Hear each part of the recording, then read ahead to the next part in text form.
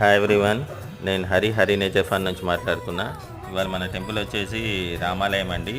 అలంకానిపేట అని కే సముద్రం దగ్గర ఉంటుంది. ఇక్కడ స్వయంగా వెలిసిన శివలింగం కూడా ఉందండి ఇదే గుళ్ళో.